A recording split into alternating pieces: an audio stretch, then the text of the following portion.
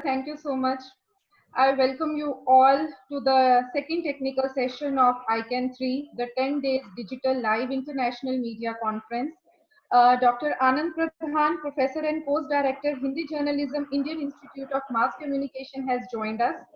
Dr. Jaya Srivastav, Joint Secretary, Public Relations Society of India, Delhi chapter, and Assistant Professor, Department of PR and Advertising, APJ Institute of Mass Communication has also joined us.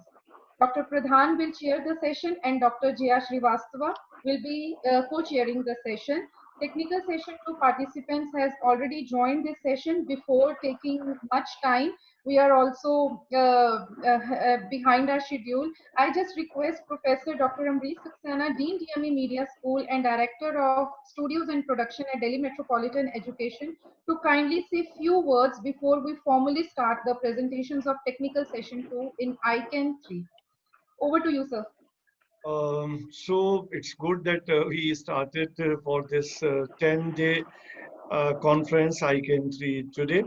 And those who were there, many of you I know were there in the morning session, which went very well, and all distinguished people were there in the morning. And in this afternoon session, we had scheduled two technical sessions. So the first technical session was on gender issues, and which again was full with a lot of deliberations and some very good presentations. And now we are going with the second session, second technical session. And Anand Pradhan is with us. He is a very senior journalist and turned media educator. And then when we talk about media education or this communication, obviously, there can be no better institution than Indian Institute of Mass Communication. In the morning, the ADG of IMC, Mr. Satish Namurdipat, was there, and he graced the inaugural session. And now Professor Anand Pradhan with us. So I welcome him and hope that this session will be very fruitful. Thank you. Thank you, Manmeet. So welcome, Anand.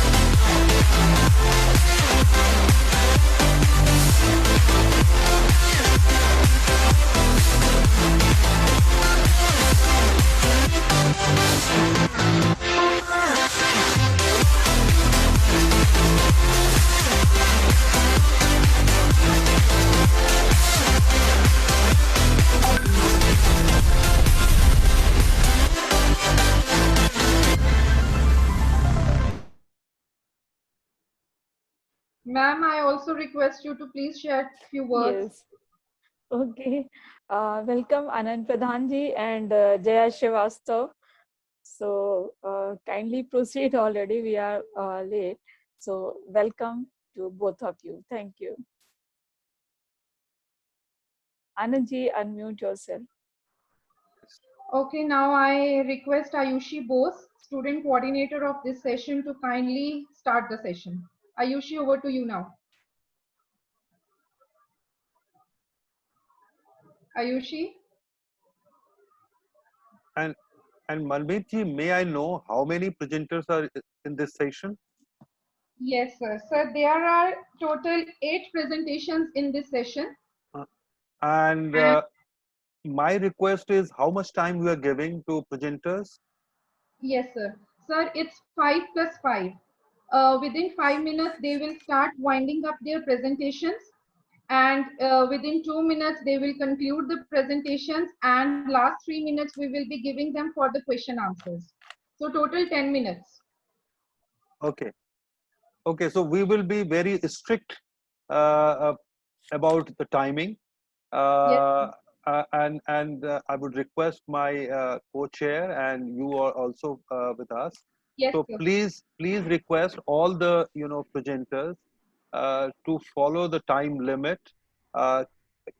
In fact, I would suggest most of the presenters to please just introduce your subject and the key findings. And with the key findings, we will go to the question answer session. That would be much more interactive and lively. So instead of speaking one way, let's share your findings and discuss on that. Yes, sir, definitely. So So, sir, let's. I will be keeping Are a you track of the time as requested by there? you, sir. Shall we start? Yes, ma'am, you can proceed. Manit, ma'am, you can kindly Am I proceed. audible? Yes. A little signal problem from Yes, your you're end. audible. In the end, we will formally introduce our chair and co-chair. Since I think Ayushi cannot connect this time, so with the permission of Dr. Pradhan and Dr. Jaya Srivastava. Manit ji, there is no need to, go in detail about the, Okay, sir. our background and others. More important is the issues we are going to discuss. So ask Okay, your sir. presenters to start, Fine, sir. speaking about the topics. Definitely, sir. Sir, I would like to call our first presenter, Ms. Purvi Chauhan and Mr. Rishabh Kumar Sharma from School of Communication, Amity University, Noida. And the topic of their presentation is population growth and overexploitation of natural resource. Ritvik, sir? Yes, I think they're not there. Can you please announce the names once again? The presenters' names, kindly. Yeah, announce Ms. once again. Purvi Chauhan and Mr. Rishabh Kumar Sharma. Mr. Take Sharma, next. are you They are there? not there. We can take the others. Okay.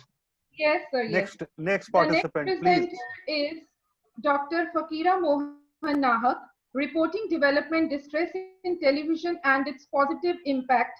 Case studies from remote areas of Orissa is the topic. And the presenter is from Chandigarh University, Mohali, Punjab.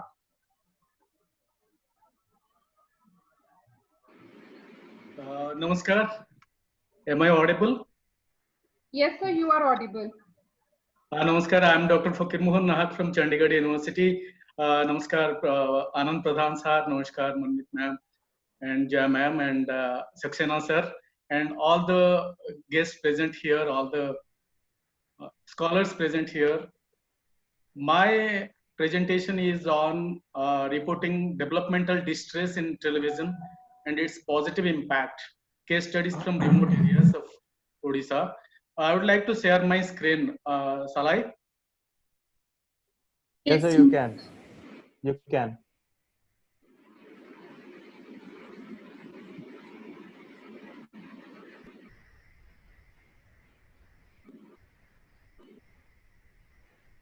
Reporting developmental distress in television and its positive impact. Case studies from remote areas of Odisha.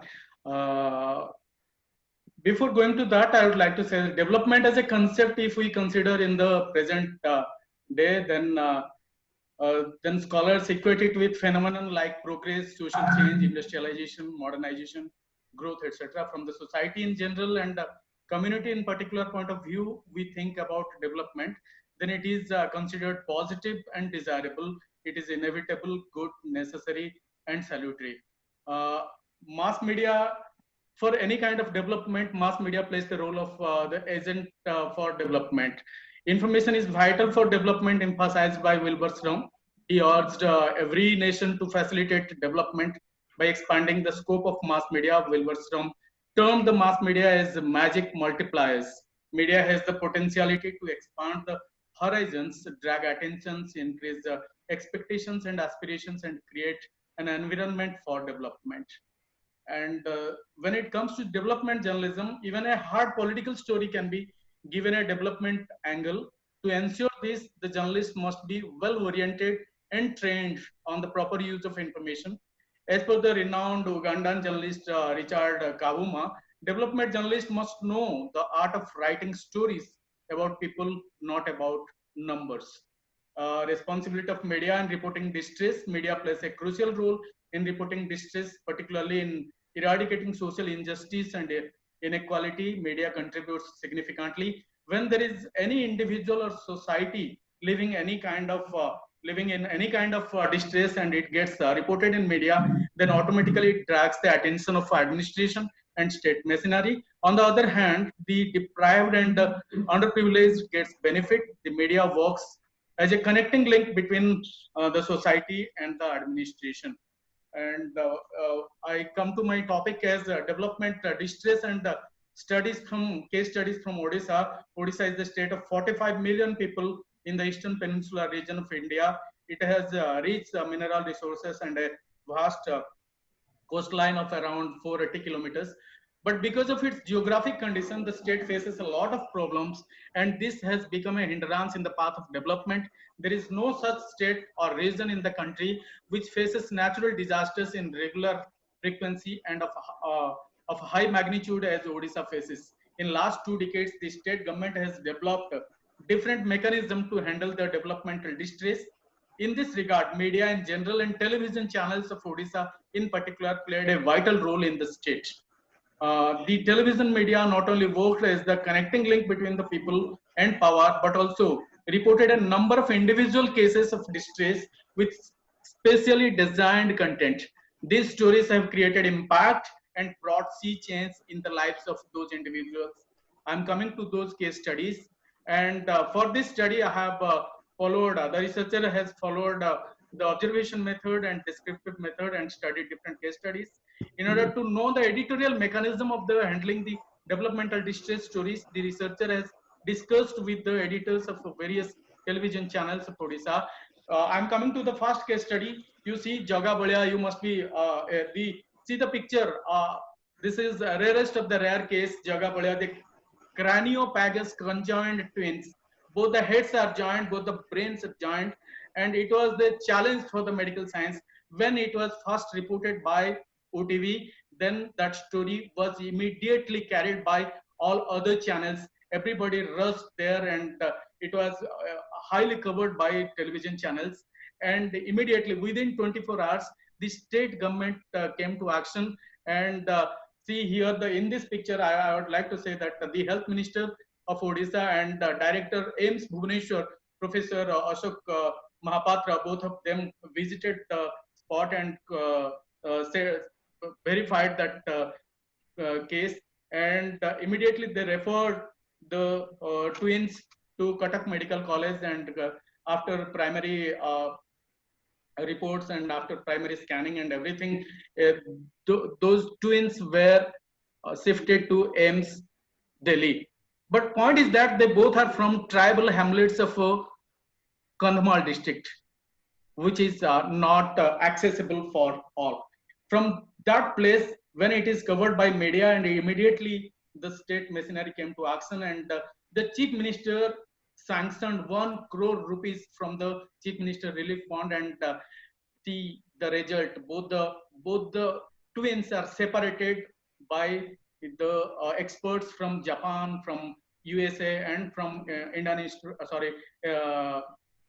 All India Institute of Medical Sciences, Delhi.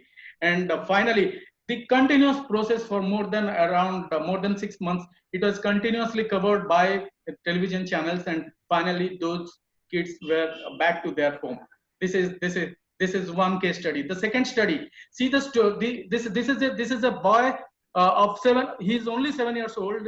He's a scholar, but in a tribal village of Dhenkanal, he was amputated. He is not having both the limbs, and he was using 2 bottles as his prosthetics, and he was going to school. Once it was covered by the Z Kalinga reporter, and the reporter rushed to his home, and it was covered. And within 24 hours, the state administration came to action, and that boy gets the prosthetic limbs, and the happiness you see on his face. This is the impact of developmental distress reporting. The case study 3. This is the Hunger Hill Nagada. It is in the area, you can't imagine, the mineral rich district of Odisha. It is Jajpur district, and here just like Diyatale Andhera, the same thing has happened there. In 1 month, 19 children died of malnutrition. When it was reported by media, all media house, all television channels, all newspapers, they rushed there, continuously covered the event, covered the story, and the result was that the state administration into action. That terrain was communicated through roads and everything. Now there is all facilities available in that tribal hamlet, and the basic health and education both are provided there. This is the impact of developmental distress story. See, this is, if a woman is pregnant, we can imagine even if you can remember the 90s of USA, in USA when Bobby was giving birth to a septuplet. 7 children were there, 7 baby were there in her womb, but but she was not having such a protruded belly. This lady was having 35 kilos of tumor in her stomach, and it is in the tribal area of Odisha, that is Malkangiri district. And being a journalist, I was in television for more than 2 decades. And when I was working there, it was the study, it was the first case study I picked up there. And when we reported it in the prime time news bulletin, within half an hour, we got the attention of district state administration. And from Malkangiri to Cuttack SCB Medical College, almost 600 kilometers, to within 24 hours, she was lifted from her home to Cuttack Medical College, and see the result, the smile on her face. This is Radha Muduli. After going through the surgery, her 35 kilogram tumor was removed, and she was happy when she was Conclude. and Conclude. the last case study, please give me 30 seconds. Rebati, she was a girl, teenager girl, and having this primitive features. When it was covered by television, immediately CCMB, Center for Cell and Molecular Biology from Hyderabad, and Anthropology Department of Utkal University, both of them rushed, and Cuttack Medical College came into action, and she underwent surgery, and she got the results. All these case studies, all these 5 case studies are unique cases of distress, which included individuals and community. In all these cases, when the distress was reported in television, the result was visible. The positive impact is worth treasure. Here, after getting all these kind of stories, I can suggest a model that when media reports any distress, then immediately it drags cross-media attention, and it drags the attention of the administration and state machinery.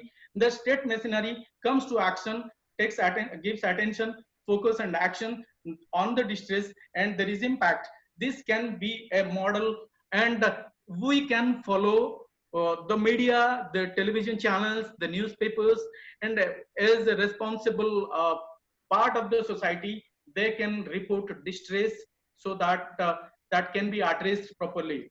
And there is always light at the end of the tunnel. Thank you all.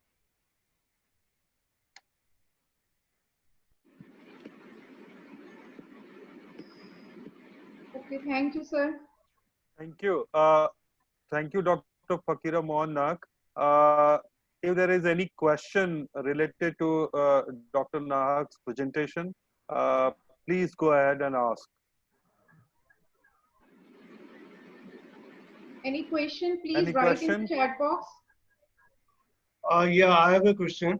I want to, Dr. Fakira, I mean, what motivated you to do this kind of a study, and what was the purpose behind this?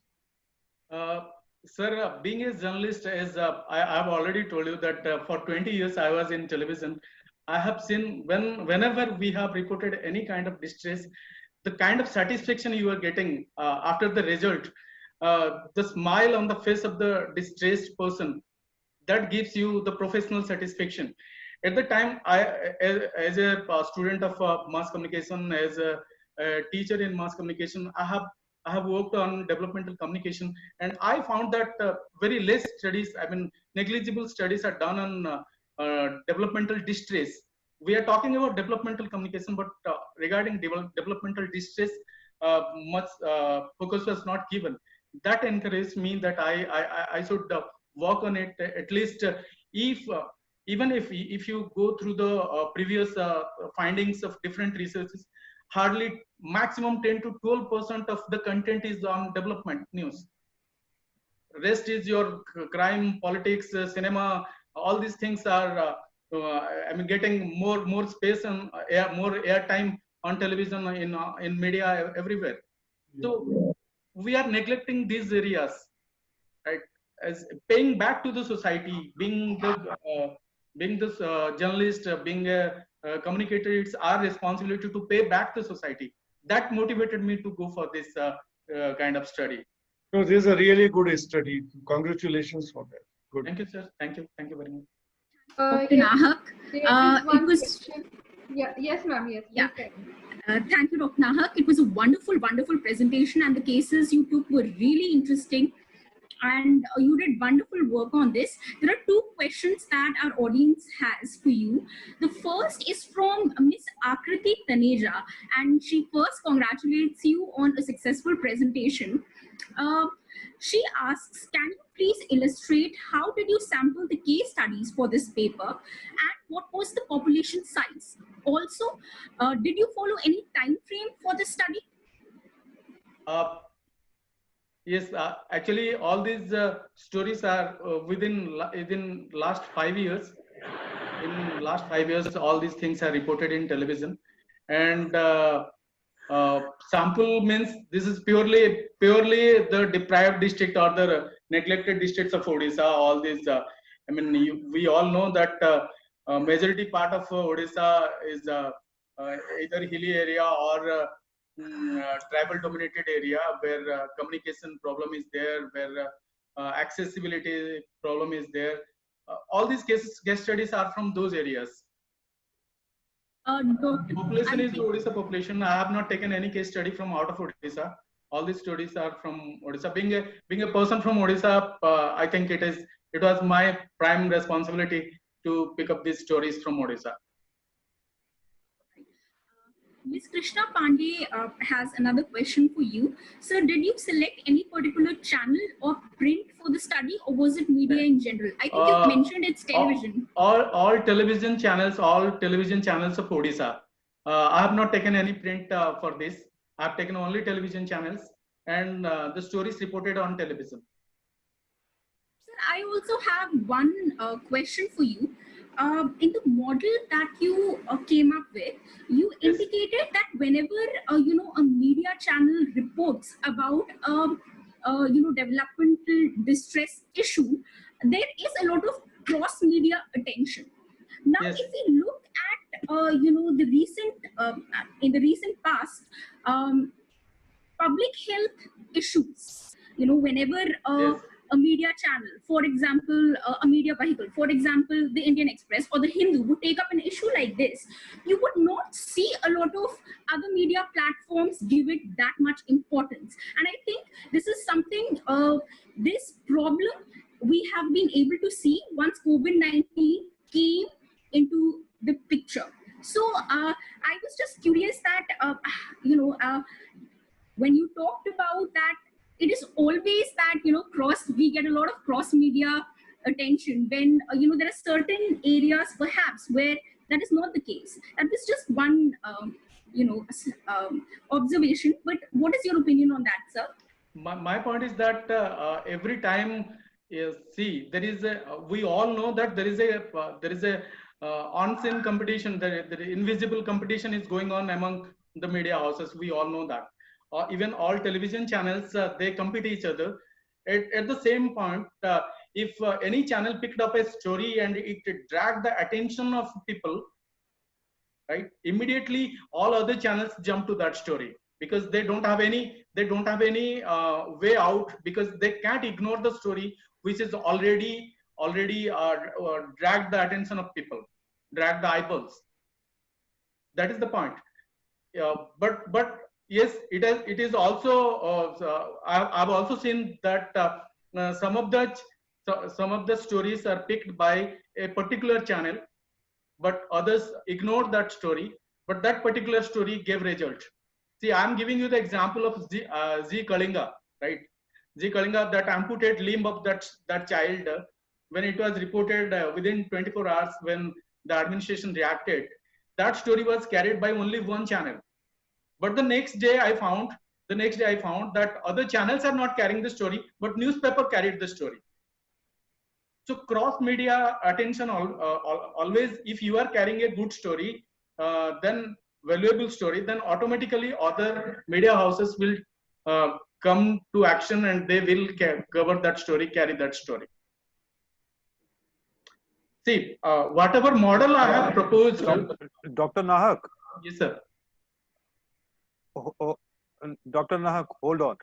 Yes, sir. We don't have much time, but my question is very simple and the basic to related to your research. How you have defined the idea of development distress. What do you mean by development distress?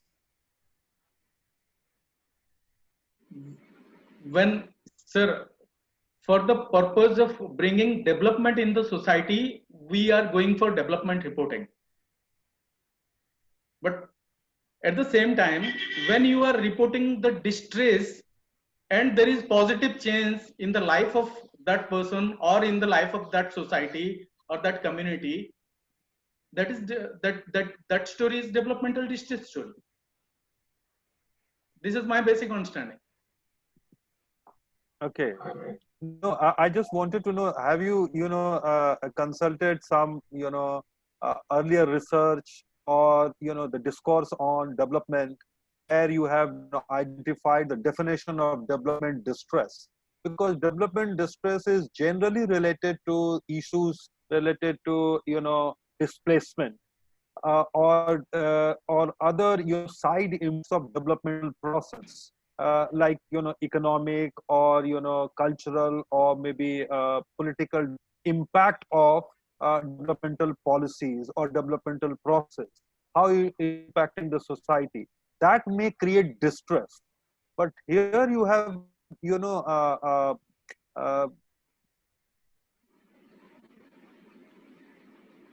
uh, shown some cases people, it is not directly related to a developmental process. It is not the outcome of any developmental process. That's why I was raising this question. I think it would.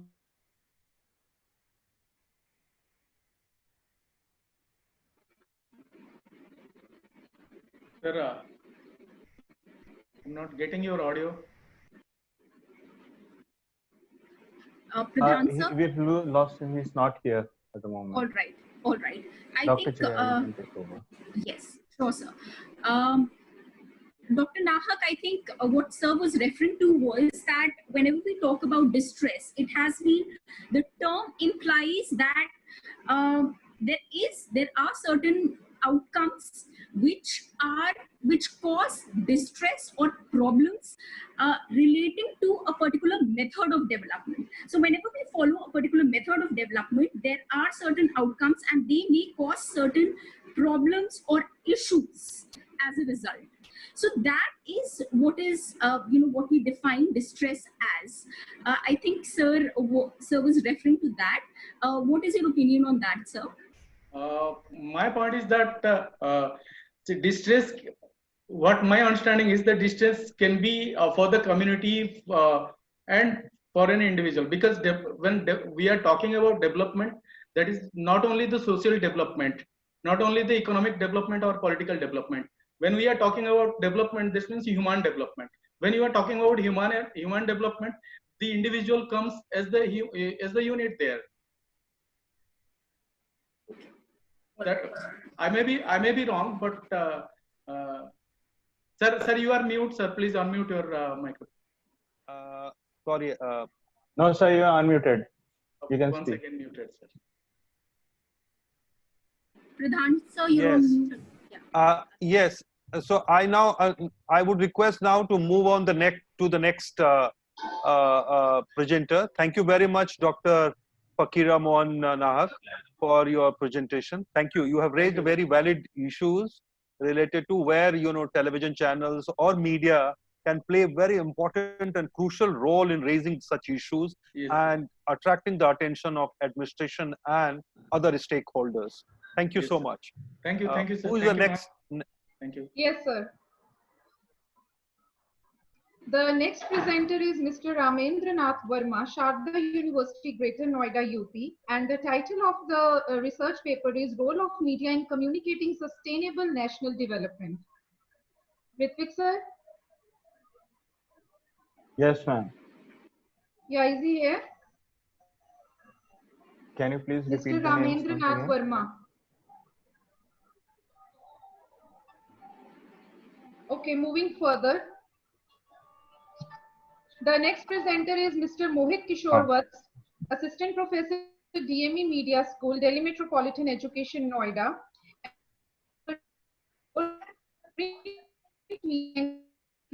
Highlighting environmental and developmental issues in India. Over to you, Mohit. Thank you, Manmeet ma'am. Good afternoon, sir and ma'am. My name is Mohit Kishore Vats, and the topic of my paper is a role of print media in highlighting environmental and developmental issues in India.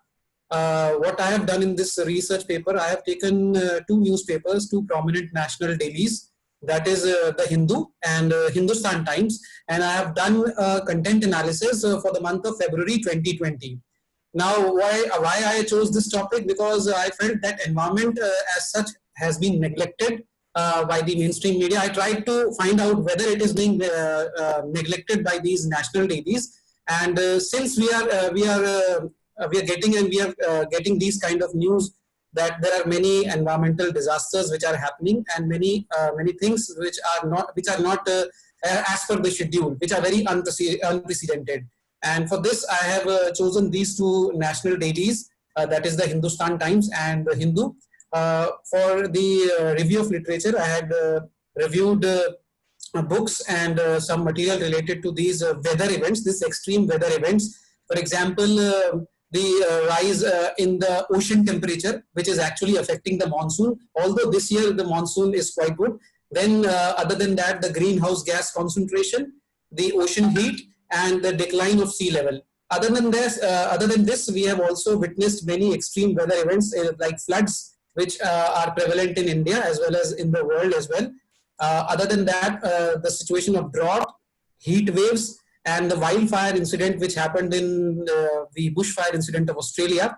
Other than that, the tropical cyclone. So these were the topics which intrigued me, and I chose this topic. And other than that, we've also witnessed the kind of water crisis in not only India, but in other part of country as well, like in South Africa, where at one point of time, there was a rationing of water, and they were approaching to 0 day. So these were the topics which I felt interested in, and that's why I chose this topic. Other than that, sustainable development has been an issue which has been debated internationally, globally, and the United Nations has also made the sustainable development goals for the year 2000, from the year 2015 to 2030.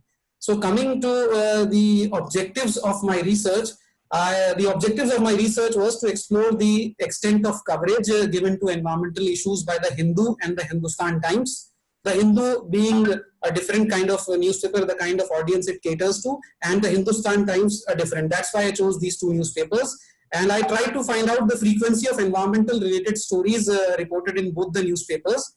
And I also tried to find out the prominence given to environmental related issues by Hindu and Hindustan Times. The level of prominence is determined by its placement, that is on which page it has been, the story has been placed related to environment and developmental issues, and nature, the kind of coverage given to that particular story, the kind of photographs which have been published, infographics, and the frequency. Now coming to the methodology, in order to formulate the objectives of research, the qualitative and quantitative methodology was used, and primary data was collected through content analysis from these two major dailies.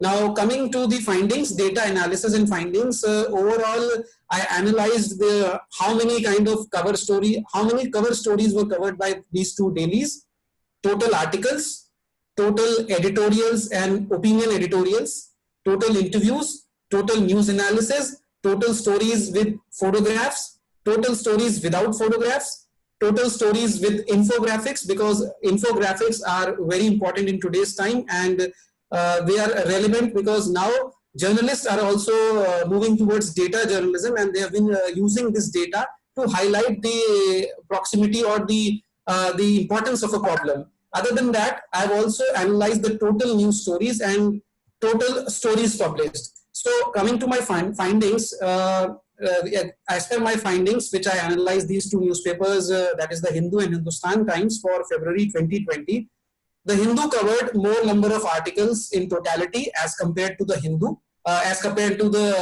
Hindustan Times, and the number of articles which were published, which had photographs, the Hindu had a more number of articles which had photographs, while the Hindustan Times had little less. Then coming to the third finding, total news analysis, because whatever is being covered, like for example, we have witnessed the gas leak incident which happened in Assam. Then we have also witnessed another incident which happened in Telangana, and we are witnessing many environmental issues which are affecting us. And due to this, I must not use the word, but due to this lockdown, the situation of environment, the level of PM 2.5 and PM10, it came to very low in Delhi, in the national capital, and the amount of sewage, or I would say the amount of waste which is being released into the rivers, that was minimalized. But right now, again, that situation will change in some time.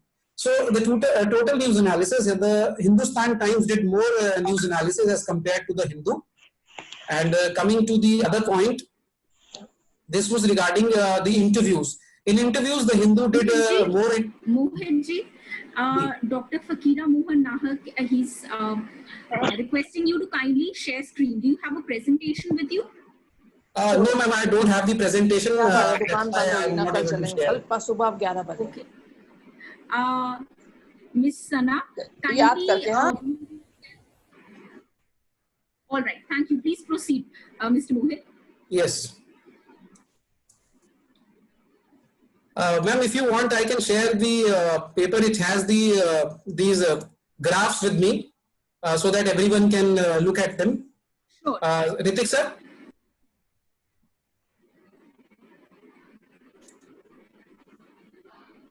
Let me share these graphs with you all. Yeah, you can share your screen. So just a minute.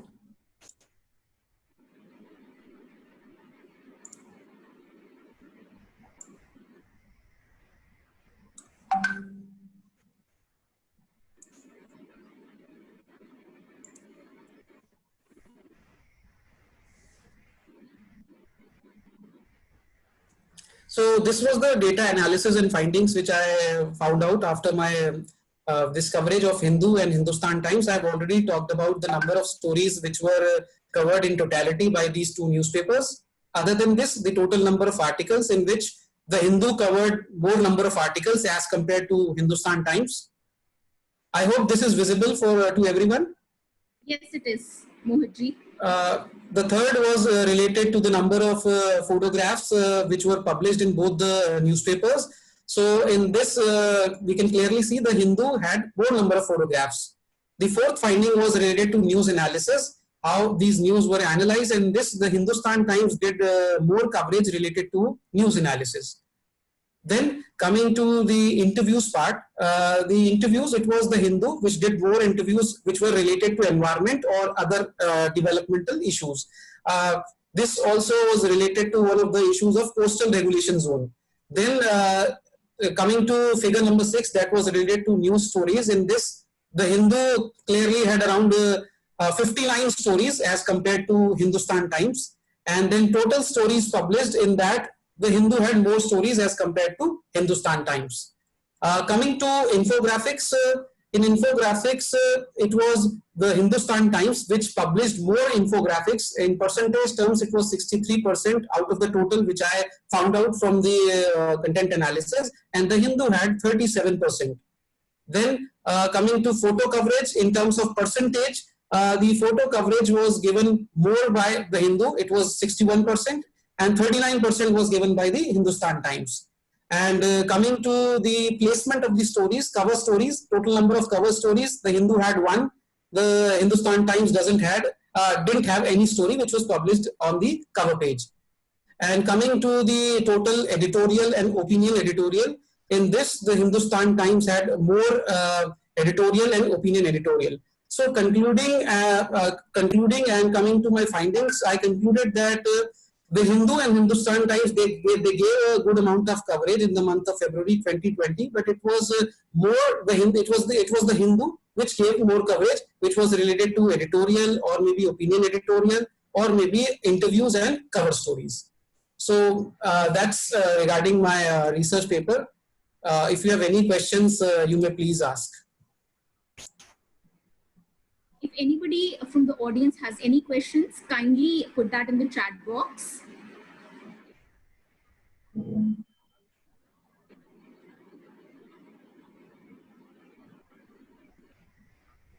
Okay, Mohitji, I have one question. You said that one of the primary objectives of your research was to find out the extent of coverage and the level of prominence, right? So you talked about number of stories, number of news analysis, number of infographics, interviews, number of stories with pictures. But what about the level of prominence? I did not see a lot of statistics. What were the statistics or measures through which you measured the level of prominence that environment related news stories and development related news stories receive? Thank you for the question, ma'am. I did this and I had the content with me, but regarding the page number on which page it was published, that I don't have the whole. I have the data, but I could not quantify it exactly on all the pages. I have that data. And coming to the second part of your question regarding environment and developmental issues, the stories which I had analyzed in the month of February 2020, they were more on environment as compared to development. What was the percentage? The percentage, ma'am, I am not able to, I am not in the position to tell you the percentage because I haven't done the exact the statistical division of that, but I have the data available. If anybody from the audience, yes, sir. I think, we are already late. Only, we have 2 presentations till now. I think let's move on to the next one. Yes, sir. The next presenter is Mr. Arunesh Kumar, Sharda University, Greater Noida, Delhi. The title of the paper is Status of Environment Journalism in India, an analysis of media coverage of climate campaign, Friday for Future. Mr. Arunesh, over to you.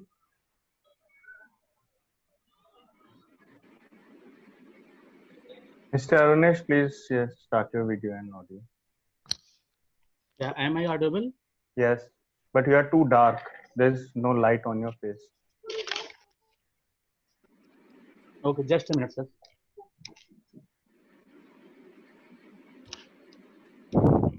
Next presenter is Ms. Mangla Sahani.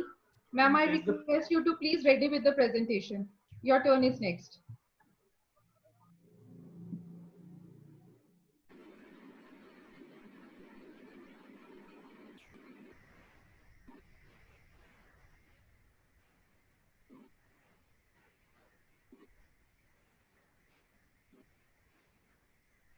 Mr. Arunesh, you can please start.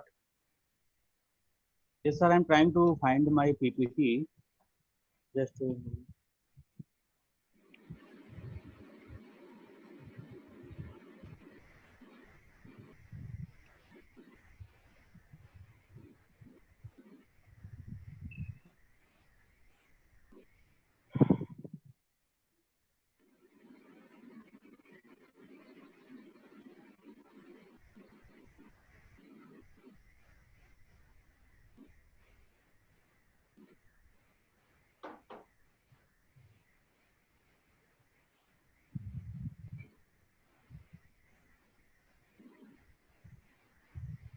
Will it take you some time, Mr. Arunesh?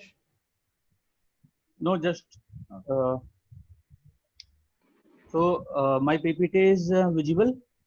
Yes. Yeah. So my research topic is. Hello, hold on. I would request you, Arunesh, instead of going, in detail, just give us a brief about your research methodology, sample size, and finding. Okay, because we don't have much time, and you would love to have some interaction also at the end. So please go ahead. Okay, sir. So basically, the objective of my research is to study the status of environment journalism in India. So I have done this research with the comparative analysis of selected newspapers and selected news channels. And if we talk about the research methodology, then I have used the mixed methodology. I have to find out some quantitative data so that I can know the status of coverage of environment related issues in print and electronic media. And the survey method is also used, and participatory observation method is used to get the status, so that how many reports are published in various newspapers, and those reports which have been broadcast on the news channels. So this is our the basic objective research methods. And if we talk about the sample size, so I have selected around 200 respondents, and I have done this research between 15 September 2019 to 15 October 2019, when the Friday for Future, this is a climate campaign. So I have focused the reports related to this campaign. And if we talk about the what kind of the interview method, so basically I have categorized into two sections. The first section includes 100 media professionals to know their point of view related to environment issues and reports and their coverage. And the second one is to do the interview of common 100 people who are the viewers. And this is the some findings and data analysis. So what I have observed, if we talk about the channels, news channels, Hindi news channels, then these are the major Hindi news channels. They have shown the general reports, specific report and special programs.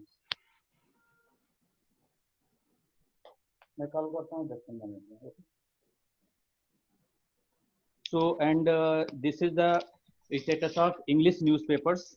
General reports they have published. If we talk about the Times of India, then 12 special articles, 8 and editorial C. In the same way, I have analyzed Indian Express, Hindustan Times, The Hindu, and the Asian Age. And this is the status of Hindi news channels. And this is the status of English news channels. So I have categorized how many reports are basically printed on various Hindi and English newspapers, and the same for Hindi and English news channels. So I what I have observed during my study is that. Hello, am I audible? Yes, Yes, sir. yes. Yes, sir, please continue. Yeah. So they are our media basically major print media and electronic media don't focus so many reports related to environment issues, and they are much more into political issues and crime, entertainment related topics. They give the more preference in comparison to environment journalist. And there are not so many full-time environment journalists associated with the various newspapers or news channels. So this is some general outcome of my research. Thank you. Any question related to his paper? But before anybody asks question, I would like to ask Arunesh.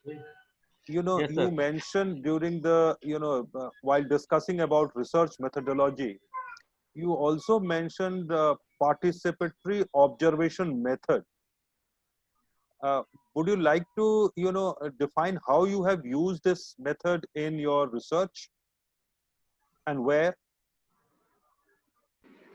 Basically, sir, I have just gone through some newspapers and news channels. So I have recorded some programs of news channels in which the environment related reports have been broadcast. And similarly, I have just selected and visited a library so that I can study the research report which are published in various Hindi and English newspapers. So I just participate in this process. Arunesh ji so that अपना I can camera थोड़ा दूर calculate कर how लीजिए many जिससे कि reports आप are दिखें. being. But Arunesh, this is not a participatory observation method. This is just a simple, content analysis. You search the content and you know, you quantitatively you measured it. That's it. You know, a participatory observation method is basically an ethnographic research method. So I would suggest, while using, you know, a research methodology and mentioning in your research, be careful what you are using actually. Right, sir. Wonderful observation, sir. I had the exact same question because I think participatory observation method would be, if you would be a part of the newsroom and kind of understand how certain reports on environment and development issues are given prominence or given space in the media outlets. But जैसे प्रधान sir ने कहा that it is essentially content analysis that you've done. Thank you so much, sir, for putting light on this issue. Akriti Taneja has one question.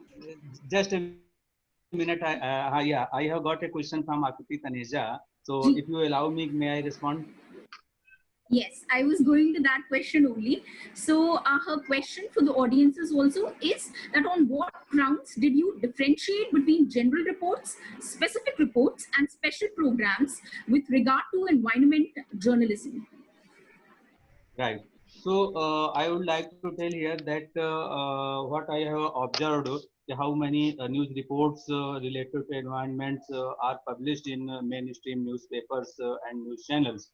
So basically, I have categorized the report in this way, three way. The first one is general report, means कि अगर कहीं environment से related कोई धरना प्रदर्शन हो रहा है या हमारे स्टूडेंट्स कॉलेज के या स्कूल के इंडिया गेट पे कर रहे हैं, तो एक जनरल रिपोर्ट इस तरह से सिटी के पेज पर पब्लिश हो गई. लेकिन जब उसी इशू पर संयुक्त राष्ट्र में किस तरह से ग्रेटा जो स्वीडन की एक 16 इयर्स की लड़की है, वहां पर जाके वो भाषण देती है, और इसके बाद वहां पर जो स्पेशल प्रोग्राम्स बनाए जाते हैं, जो कि चैनल्स में एक हाफ एन आवर का शो होता है, जिसमें क्लाइमेट चेंजेस से रिलेटेड इश्यूज पर डिस्कस किया जाता है कि किस तरह से उस लड़की ने सवाल उठाए, और जो वहाँ पर बड़े बड़े नेता थे, पॉलिटिकल लीडर्स थे, उन्होंने उतना रिस्पॉन्स क्यों नहीं दिया. तो उस समय फिर हम पूरा उसका स्टडी करके एक रिसर्च ओरिएंटेड प्रोग्राम्स बनाते हैं. तो उसका मैंने एनालाइज किया कि उसमें कैसा उन्होंने बताया कि कार्बन उत्सर्जन में विकासशील देशों का कितना रोल है और विकसित देशों का कैसा रोल है. और अगर जो स्पेसिफिक रिपोर्ट है, तो स्पेसिफिक रिपोर्ट जो को-एड ऑप-एड पेजेस पर जो पब्लिश होते हैं, जिससे कोई एनवायरनमेंट जो स्पेशलिस्ट होते हैं, पर्यावरणविद जो होते हैं, वो जो आर्टिकल लिखते हैं एडिटोरियल पेज पर, हमने उनको काउंट किया है.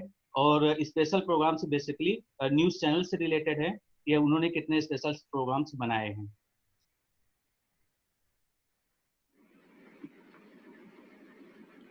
All right. Thank you, Arunesh ji. Can we have the next presenter, Manish ji? Yes, ma'am. The next presenter is Miss Mangla Sahani, Punjab Technical University, Kapurthala, Punjab, and the title of the paper is Role of Mass Media in Creating Environmental Awareness Among Youth, a study on youth of Kapurthala District, India. Over to you, Miss Mangla. A very good evening to all of you. Mangla जी, थोड़ा अपना camera को जो है horizontal कर लीजिए. नहीं, horizontal मतलब इसको घुमा के रख लीजिए.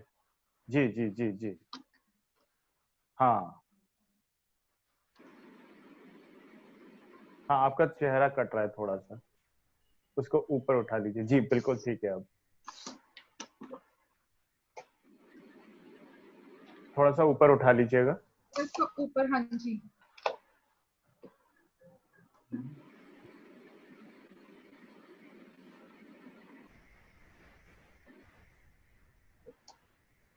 जी जी जी जी बिल्कुल ठीक है.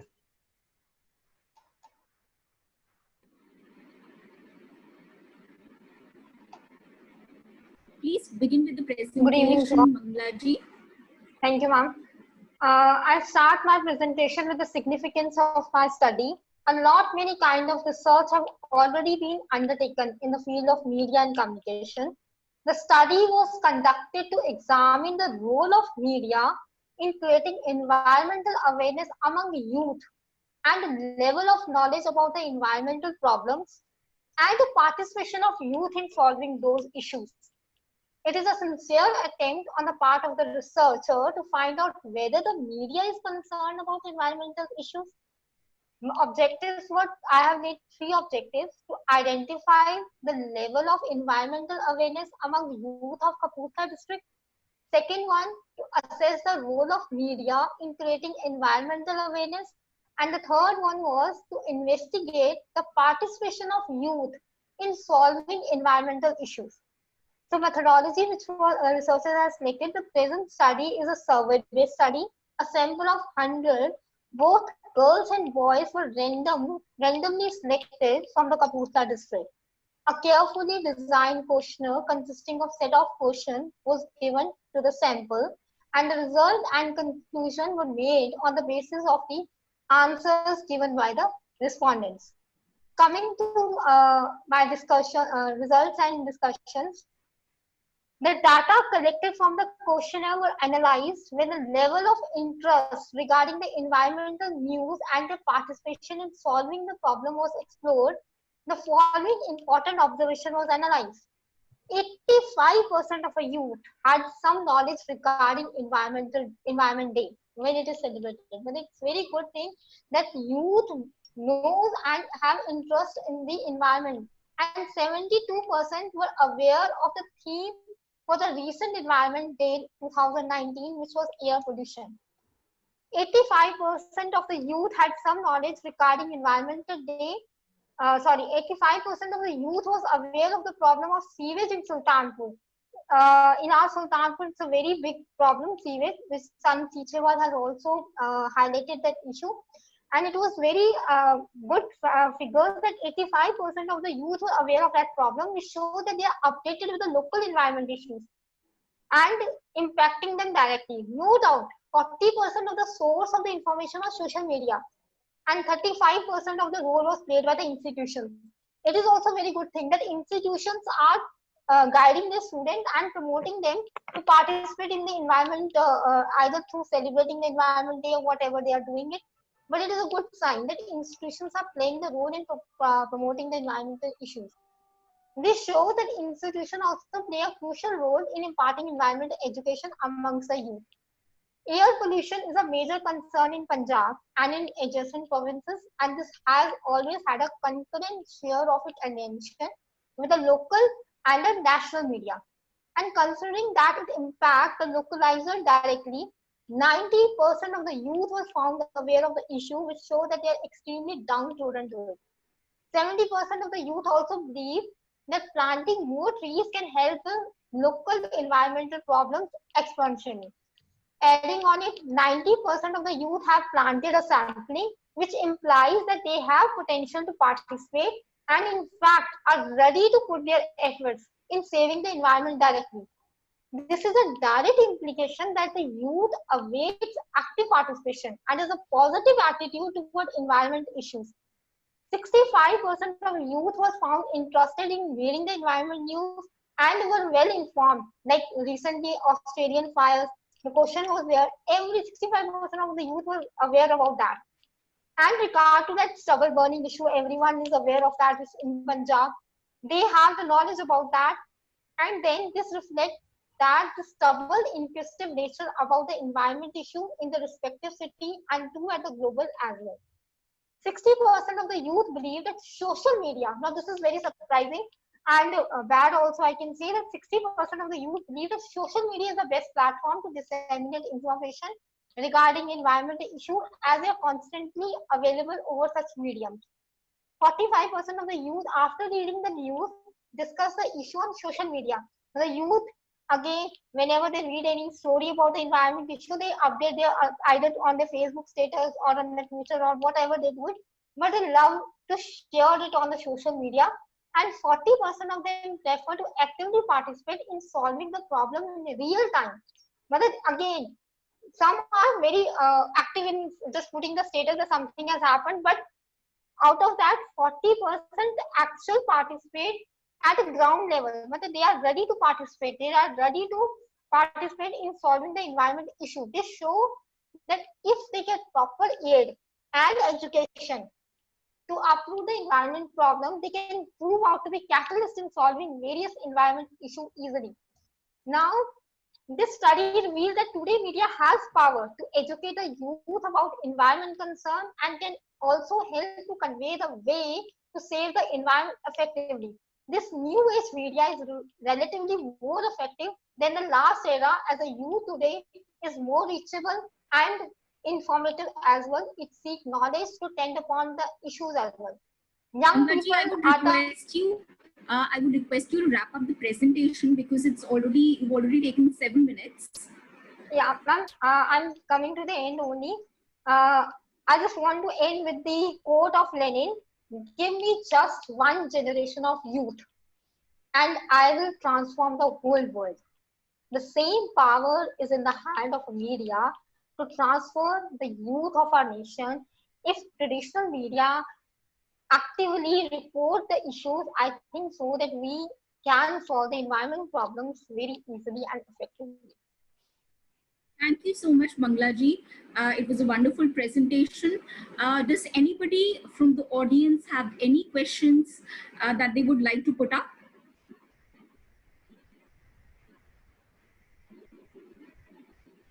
All right. Manglaji, I have one question. Pradhan sir, do you have any question for Manglaji?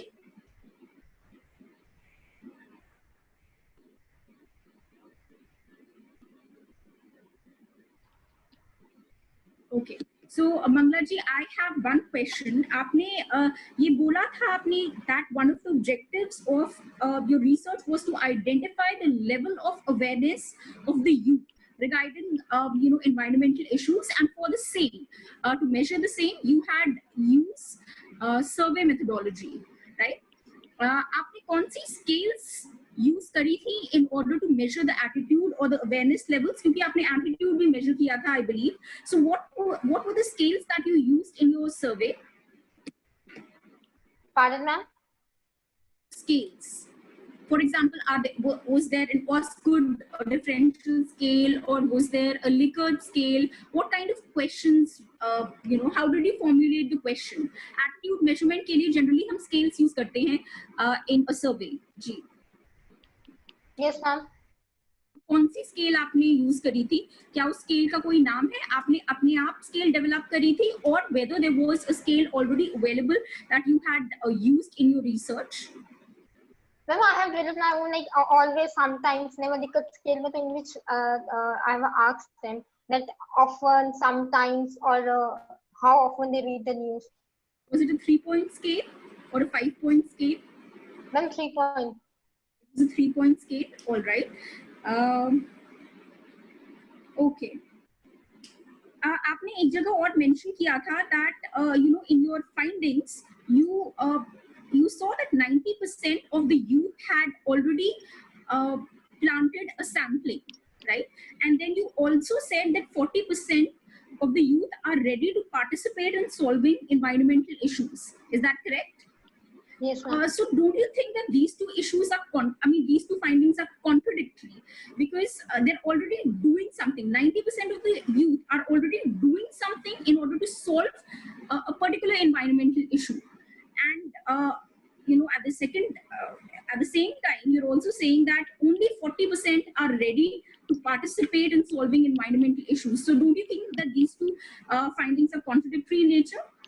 Ma'am, yes, ma'am, because what I felt that when I asked them that did they plant any sampling, so obviously I have mentioned that institutional media sometimes they have some programs that environmental day they celebrate. So indirectly or directly, the student forcefully have to plant a sample. The question was there. But the other question was when I asked that what are they interested in solving the issues, environmental issue. At that time, only 40% of the youth said, yes, we are actually interested in solving. And others are just actively participating in updating the Facebook status and all that. Because there were two questions. In planting a sampling, everyone was interested in that. Either it is forcefully by the institution or by any motivation, or when Environment Day is celebrated, maybe they have planted a sampling. But when the reality, when they were asked, it showed that the mindset was shown that they are more interested in updating the statuses on the Facebook page or on Twitter, but rather than when active, we need the participation of the youth. There was only 40%. Was there a question that kind of measured that, when they planted a sampling, it was only for putting up, a story on social media, or is it your assumption? Ma'am, I have asked them that after reading or listening environment issue, what is your usual reaction? Either you discuss with your teachers, parents, update your opinion on social media, actively participate, join the campaign to deal the issue, or ignore the issue. In that, 45% have said that update our opinion on social issue, and 40% said that we join the campaign or something like that. Thank you so much. I think, thank you so much. It was a wonderful presentation. Pradhan sir, I think with your permission, we can move on to the next participant. Yes, please move ahead to the next question. Yes, sir. The next presenter is Ms. Akriti Taneja. The title of her paper is Climate Change Imagery in India, a content analysis study of National English Dailies. And she is from School of Journalism and New Media Studies, Indira Gandhi National Open University, IGNOU, New Delhi. Over to you, Ms. Akriti. Thank you, Manmeet ma'am. Good afternoon, actually good evening, chairperson, co-chairperson, my dear peers. So I'm going to present my paper now. Is it visible to everyone? Yes, please go ahead. Okay. So the topic of my research paper is Climate Change Imagery in India, a content analysis study of National English Dailies.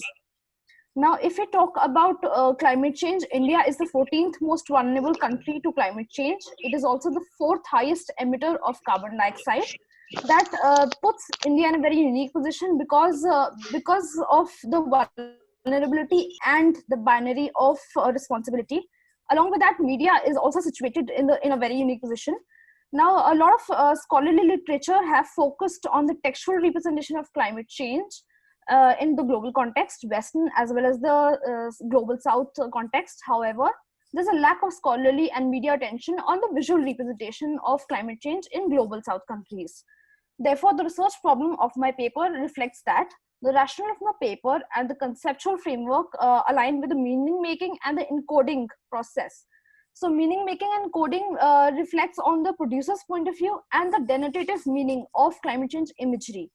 The encoding process has been taken from Stuart Hall's encoding theory because it also reflects on the production and forms of climate change. The research aim is aligned with the image representation of climate change in Indian newspapers. I initiated a quantitative research methodology and I undertook a content analysis method.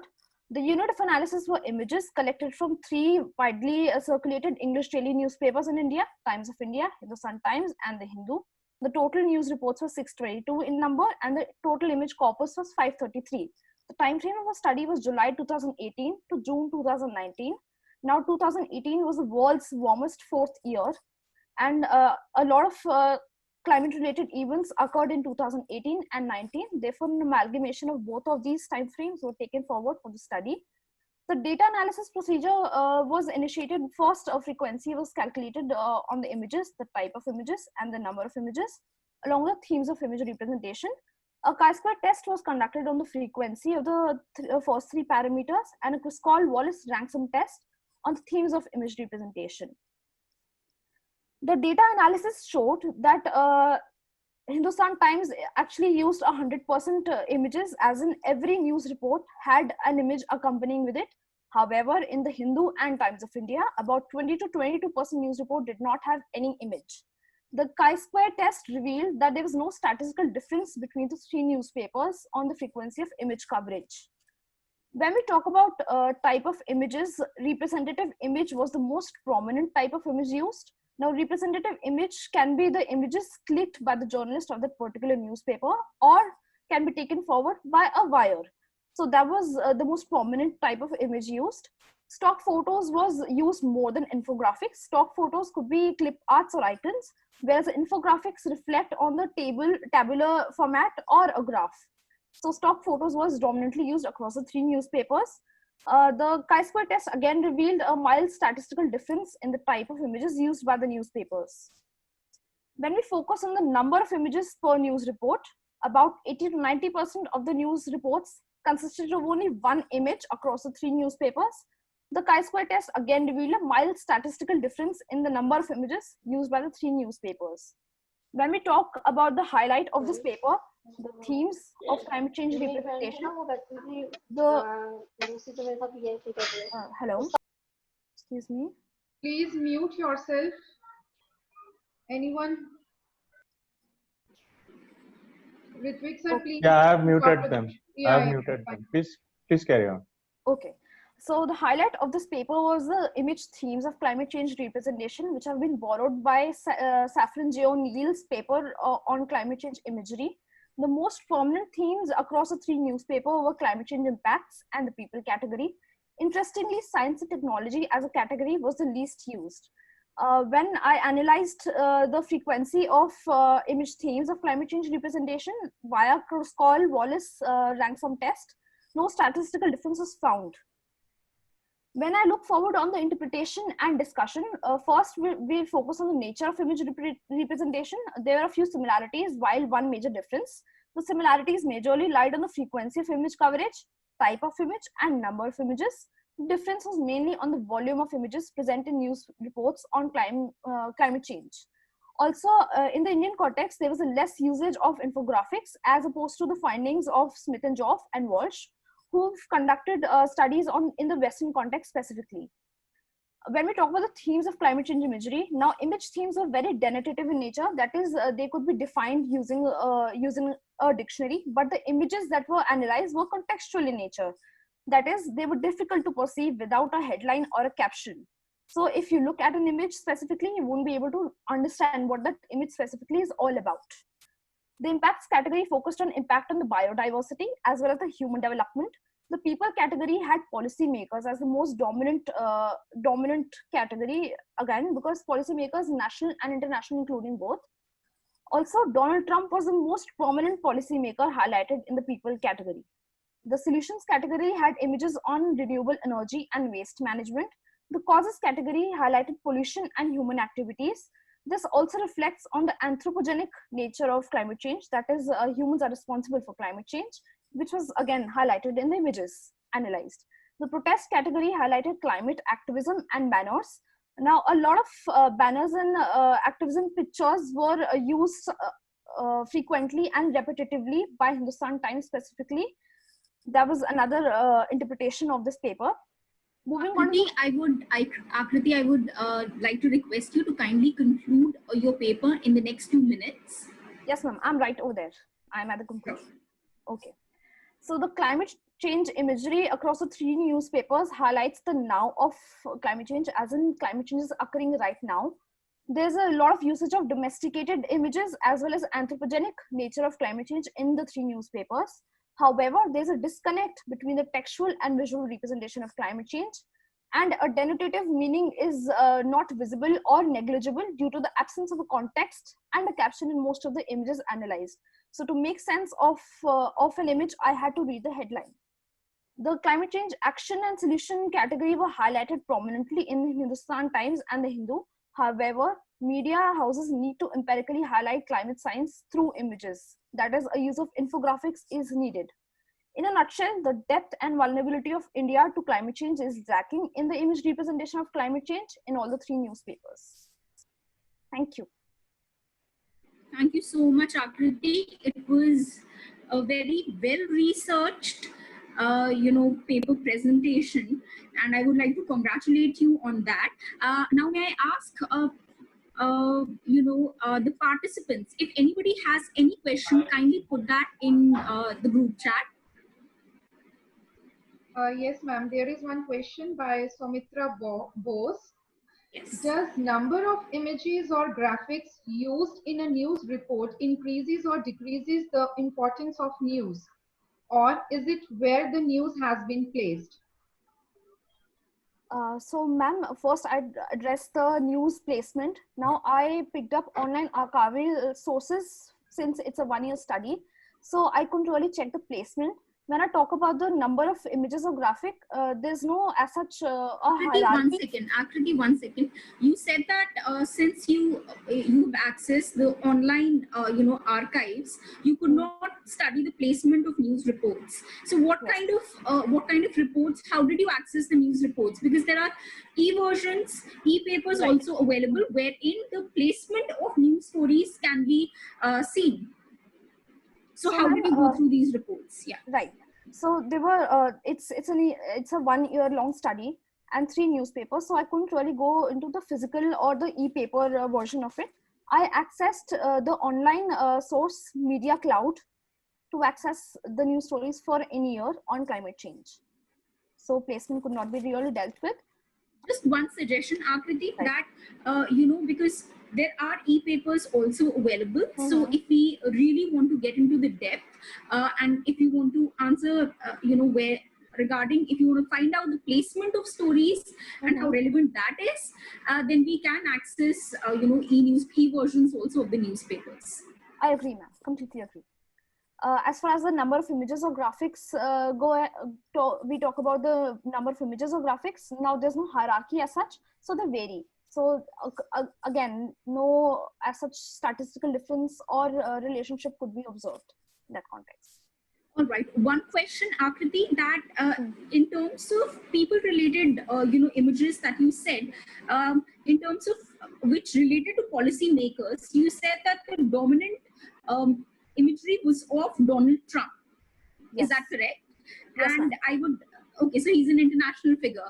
And what about a national figure? Any national figure that also received a lot of prominence in the images? Yes, the Sushma Swaraj, late Mrs. Sushma Swaraj was the second most dominant policy maker.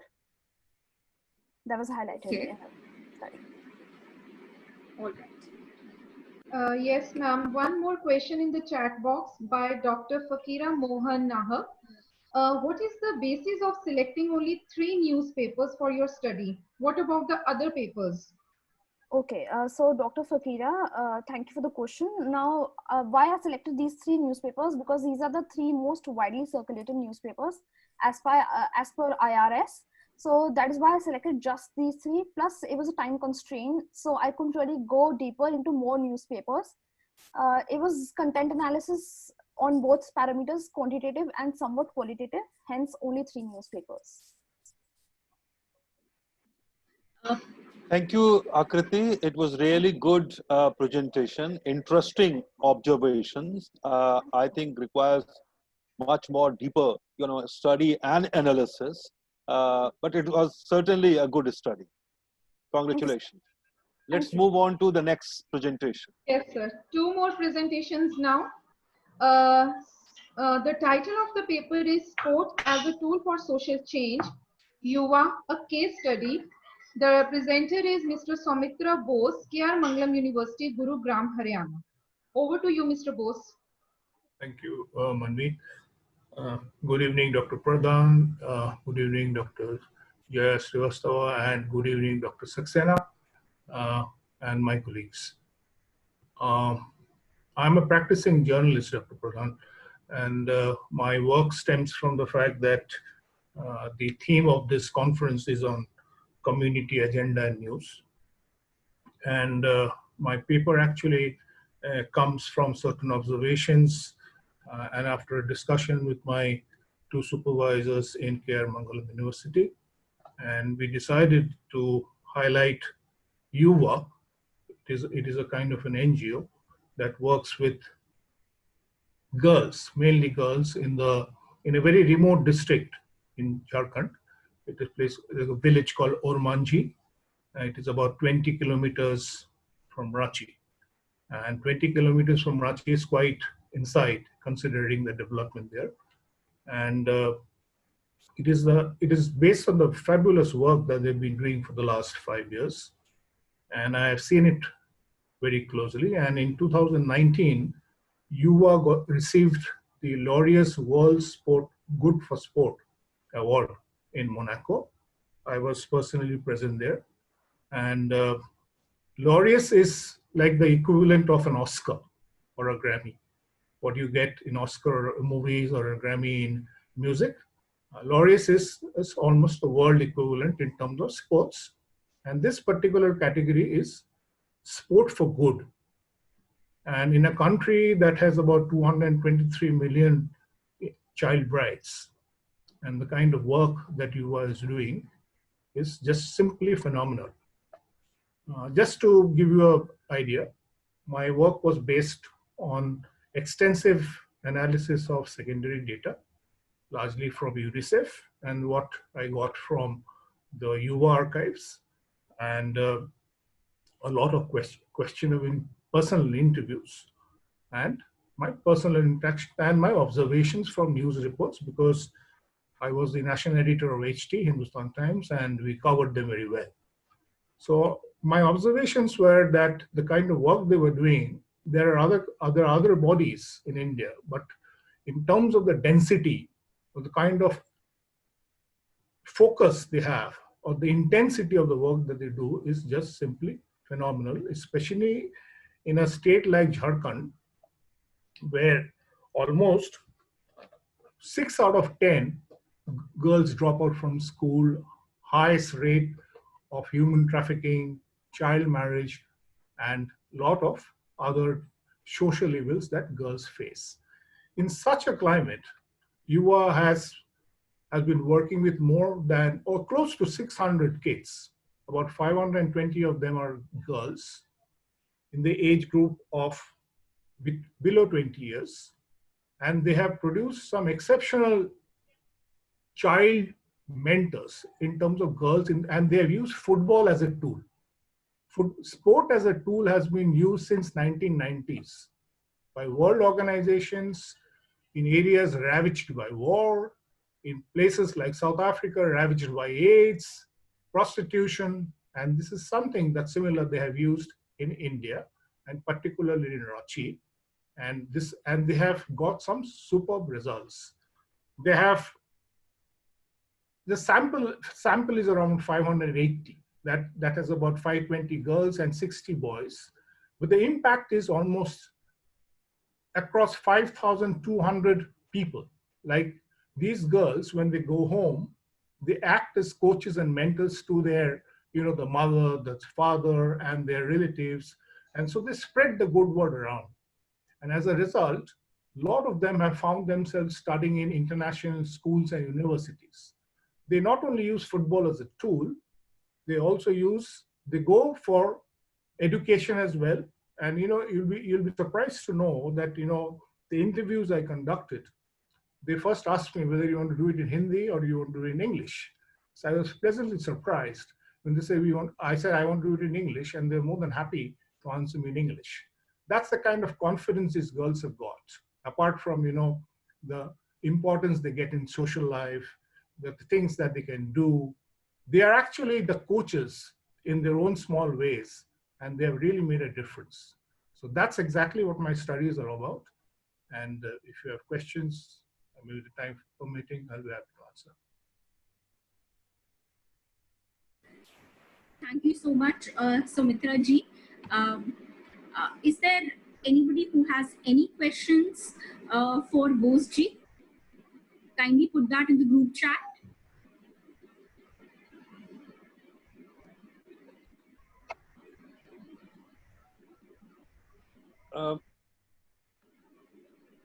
May I come in?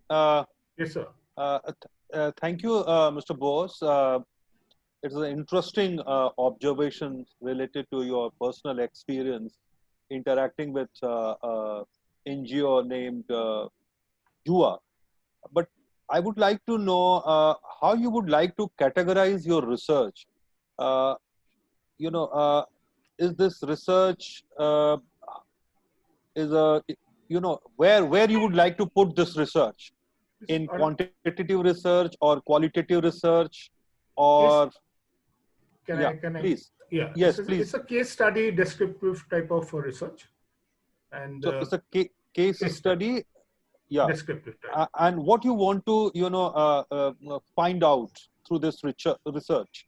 I wanted to kind of send the message that the kind of work they're doing and how it can be extracted and it can be used across the society so that we can reduce this kind of child bride, the proportion of child bride, human trafficking, and other atrocities against vulnerable women, especially in the villages, especially states like Uttar Pradesh, Madhya Pradesh, Bihar, Jharkhand, and West Bengal. There's a huge amount of child brides and other things that are afflicting women. That's great intention and idea. My suggestion is because if you want to relate this study to area of communication or mass communication or journalism, my suggestion would be if you could add one more layer to this study, particularly focusing more on the communication strategy of UA, how they are communicating, what kind of tools and techniques they are using to communicate in a remote area of Jharkhand. And if you focus on that part, the communication part, then it would be much more, connected to the field of communication and, journalism. That's my suggestion. Yes, absolutely. You're absolutely right. In fact, I have mentioned the communication tool they have used to spread the good word is actually football. They've used football as a communication tool, and they have in their football can be a symbol. It can be a symbol, a carrier, a catalyst. Yes. Yes. But what are the other methods they are using to communicate? Okay, they are what they have done is they have used football as a tool to bring the children together, and by attracting children together, they have given them the open schooling technique through NIOS, which is the National Institute of Open Schooling process, and built education, which is very important because this is one area where, because you, as I said, there are 6 out of 10 are dropouts. Spread the use of goods, but yes, you're quite right. I mean that the tool for communication, how to improve, can of course be included. And techniques. Yeah, they are using the language. The different type of symbols they are using. What is the role of their own local language in communicating? What kind of challenges they are facing? I think if you could add all these points, you must have, but if you could, add this, it would be really interesting study.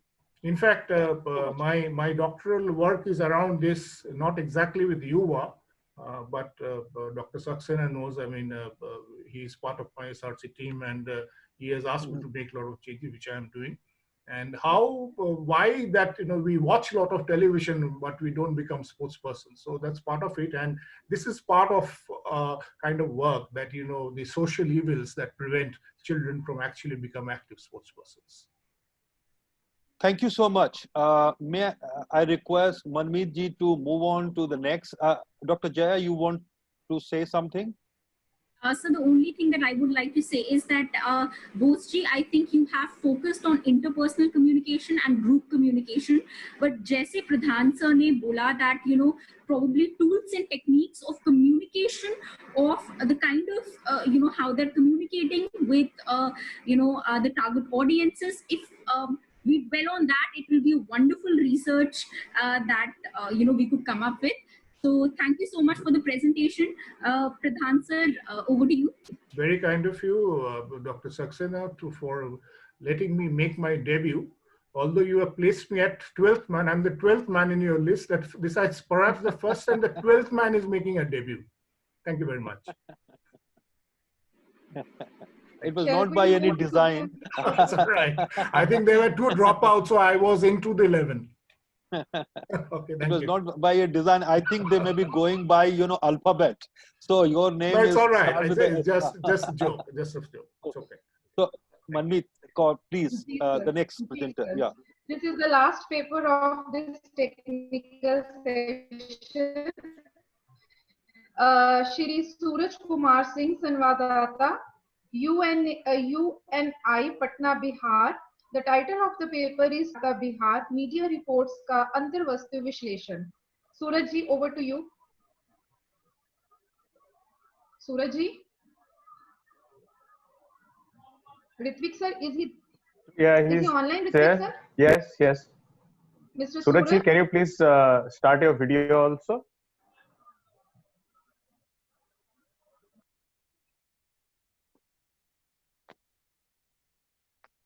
जी, आपकी आवाज नहीं आ रही है।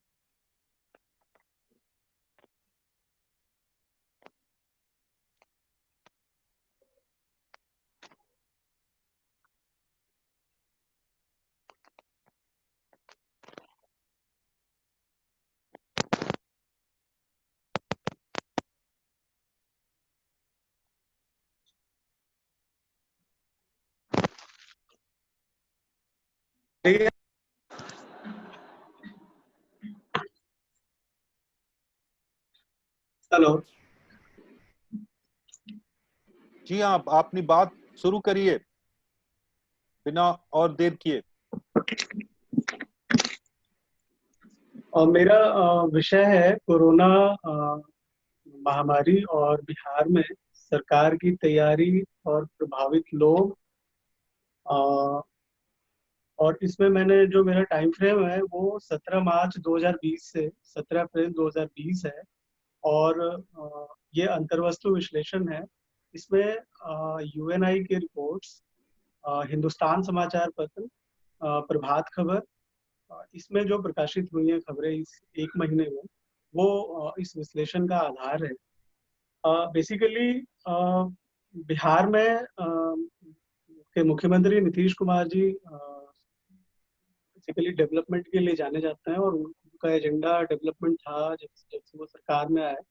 तो इस pandemic में जो चीजें लैग कर गई या जो चीजें कमजोर पड़ गई, जो कहीं ना कहीं उनके विकास के दावों को कमजोर करता है, वो उस परिप्रेक्ष्य में इस महामारी को देखने की कोशिश की गई है। पहला जो इनकी प्लानिंग और इनकी दूरदर्शिता है वो कहीं ना कहीं कमजोर दिखी है। वो इस कंटेक्स्ट में कि 17 मार्च को इन्होंने कोरोना को महामारी तब घोषित किया जब 31 दिसंबर 2019 को ये पूरी दुनिया को पता चल गया था। बावजूद इसके इतना लंबा समय लिया, इसमें कहीं ना कहीं नीतिगत कमजोरी भी है और दूरदर्शिता का अभाव है। वो इसलिए है कि आप इतने दिनों में शायद ये नहीं समझ पाए कि आपको करना क्या है। इसके बाद जो दूसरा इसमें पॉइंट्स लिया गया है, मैं इसमें फिर अखबार की जो अखबारों ने जो इसको जिस तरह से रिपोर्टिंग करी है उस पर भी मैं आऊंगा। पहले इसमें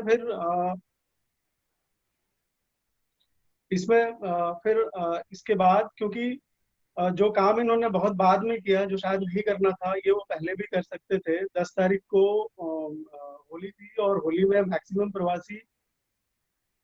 मेरी आवाज जा रही है? जी बिल्कुल, हम आपको सुन सकते हैं। जी।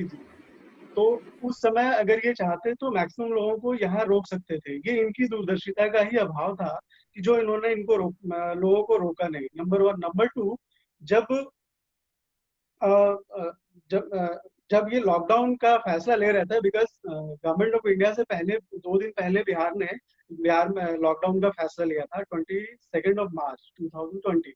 तो इस पीरियड में भी अगर वो चाहते तो जिनको वो बाद में इन्होंने बुलाया वो उस समय भी बुला सकते थे, जिसका परिणाम ये होता है कि अभी जो संक्रमण का रेट बिहार में बहुत ज्यादा है, शायद इसको कम किया जा सकता था या रोका जा सकता था। नंबर 1। नंबर 2, चूंकि वर्ल्ड हेल्थ ऑर्गेनाइजेशन ने माना कि जितना सैम्पलिंग की जितनी ज्यादा टेस्टिंग होगी, हम कोरोना को डिफेंड कर पाएंगे या कम कर पाएंगे उसके प्रभाव को। उस कंटेक्स्ट में देखा जाए तो बहुत कम टेस्टिंग हुई बिहार में। इसके एग्जाम्पल्स जो है वो ऐसे मतलब इस तरह से दिए जा सकते हैं कि जो इनका एवरेज रहा, जो मेरा टाइम फ्रेम है रिसर्च का, उसमें जो इनका एवरेज रहा वो पर डे 130 सैंपल करा ऑन एन एवरेज। जबकि मिनिमम ये माना गया कि कम से कम 500 या 500 से ज्यादा होना चाहिए था। इस कंटेक्स्ट में यूएनआई ने, चूंकि गवर्नमेंट की तरफ से जब कम्युनिकेशन ब्रेक हो गया, तो इन्होंने वीडियो कॉन्फ्रेंसिंग स्टार्ट करी। मैंने भी कई बार उसको अटेंड किया, फिर मेरे बॉस ने अटेंड किया। तो मेरा ये क्वेश्चन आया था जब मैंने गवर्नमेंट के डेटा को एनालाइज किया था, जब बताया था कि आपकी टेस्टिंग रेट बहुत कम है, लेकिन उस वीडियो कॉन्फ्रेंसिंग में जो प्रॉब्लम थी वो ये थी कि वो वन वे कम्युनिकेशन।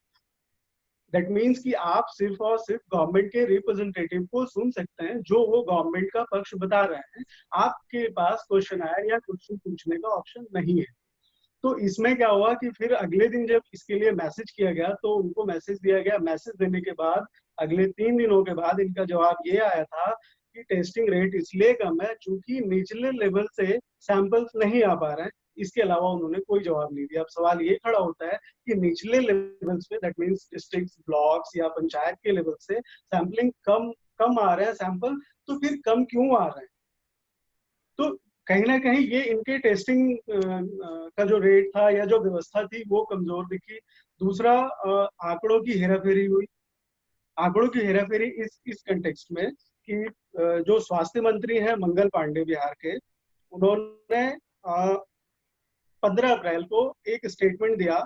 चूंकि बिहार में स्क्रीनिंग के लिए पल्स पोलियो अभियान का जो ऑप्शन था उसको इन्होंने कोरोना स्क्रीनिंग के लिए भी ऑप्ट किया। तो उस कंटेक्स्ट में उस दिन उन्होंने स्टेटमेंट दिया कि 2 दिनों में 11 जिलों में स्क्रीनिंग होती है और 2 दिनों में करीब 48 लाख सैंपल जो है, 48 लाख लोगों की स्क्रीनिंग की गई।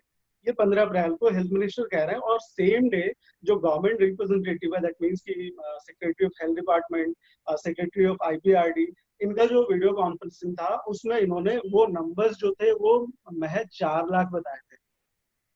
तो ये सूरज जी एक सेकंड जरा होल्ड करिएगा जी। आप ये क्या मतलब एक जर्नलिस्टिक रिपोर्ट बता रहे हैं या आपने कोई रिसर्च की है? ये रिसर्च मतलब मेरा पूछने का मतलब ये है कि आपने कोई अखबारों की कंटेंट एनालिसिस की है जिसमें इस तरह की रिपोर्ट छपी थी, या ये आपकी अपनी खुद की स्टडी है जो ऑब्जर्वेशंस आप कह रहे हैं? नहीं, इसमें सर कुछ चीजें ऐसी हैं जो अखबारों ने ली। जिन अखबारों का मैं जिक्र कर रहा हूँ जो मेरे अंतर्वस्तु विश्लेषण का माध्यम बने, कौन कौन से अखबार आपने लिए थे? मैंने बताया था प्रभात खबर और हिंदुस्तान, और UNI ने जो रिपोर्टें जो अपनी खबरें चलाई वो, और गवर्नमेंट की जो रिपोर्ट्स हैं वो। तो इसमें सर मतलब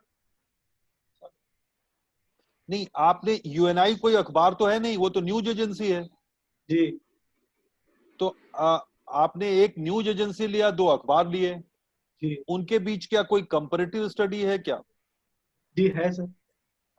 तो ये थोड़ा हमें कंफ्यूजन इसलिए हो रहा है क्योंकि अभी तक जो आपने पूरी बात रखी है उसमें आपने कोई रिसर्च मेथोडोलॉजी के बारे में, आपके रिसर्च के क्या ऑब्जेक्टिव थे इसके बारे में नहीं बताया। आप काफी हद तक एक तरह से जर्नलिस्ट की तरह जो रिपोर्ट करते हैं कि क्या समस्याएं थी सरकार के कामकाज में, वो आपके ऑब्जर्वेशंस ज्यादा आ रहे हैं बजाय एक रिसर्चर के कि आपने रिसर्च से ये चीजें देखी और उसके आधार पर आपका ये निष्कर्ष है। अखबारों ने इतनी रिपोर्ट की, ये पॉइंट्स उठाए, उसकी क्वालिटेटिव पार्ट को आप फोकस कर सकते थे। तो अगर आप अपने रिसर्च के एकदम कंक्लूजन पर आप आ जाएं तो ज्यादा बेहतर होगा।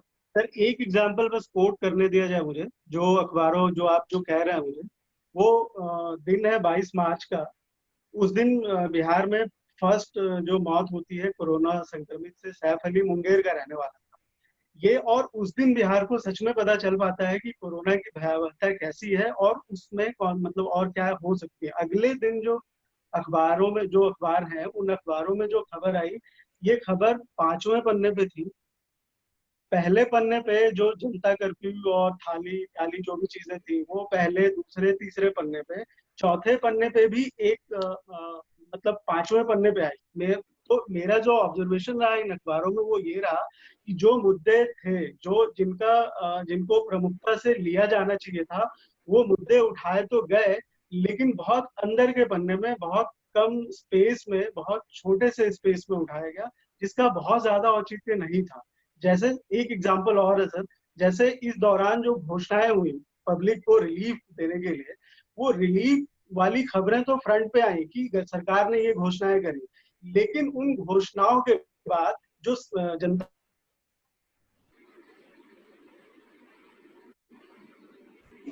वो चीजें आई छोटे छोटे जगहों पे आई। जैसे 1 महीने का मुफ्त राशन बिहार सरकार ने घोषणा करी, लेकिन वो 1 महीने का मुफ्त राशन आज तक बिहार के लोगों को नहीं मिला है, जो बिहार सरकार ने घोषणा की। कई सारे अधिकारियों से, जो ब्लॉक लेवल्स के अधिकारी हैं, उनसे मेरी बात हुई तो इनफैक्ट वो ये कह रहे हैं कि मुझे तो ये भी नहीं पता है कि घोषणाएं कौन कौन सी हुई। तो सर ये इस तरह की बहुत सारी चीजें हैं जो अब चूंकि टाइम कम है वो प्रेजेंट नहीं कर पा रहा हूँ या नहीं वो है सर। अखबारों में वो नहीं, जगह देखिए आपकी नहीं सूरज जी, आपकी प्रेजेंटेशन अच्छी है, पर मेरा ये कहना है कि आपको आपका फोकस यहाँ ये होना चाहिए था, एक जर्नलिस्ट के बजाय एक रिसर्चर की तरह, जो आप कह रहे हैं कि जो रिलीफ की खबरें थी उनको फ्रंट पेज पर जगह मिली, तो कितने % जगह मिली? जो खबरें मौत की थी या जो नेगेटिव खबरें थी उनको अंदर के पेज पर जगह मिली, वो कितने % थी? उनको कितने कॉलम सेंटीमीटर जगह मिली? उनका रेशियो क्या था?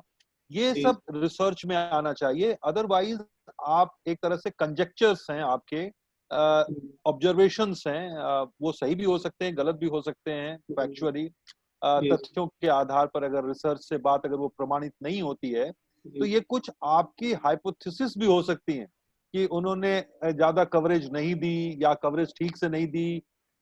हो सकता है वो सही हो, लेकिन उसको आपको रिसर्च से प्रूव करने की जरूरत है, और उसके लिए जो आपने कंटेंट एनालिसिस की थी उस पर ज्यादा फोकस करना चाहिए। तो मेरी राय आपके रिसर्च के बारे में यही है। मुझे लगता है कि आपने अपनी मुख्य बात तो कह दी है, क्योंकि हमारे पास समय भी बहुत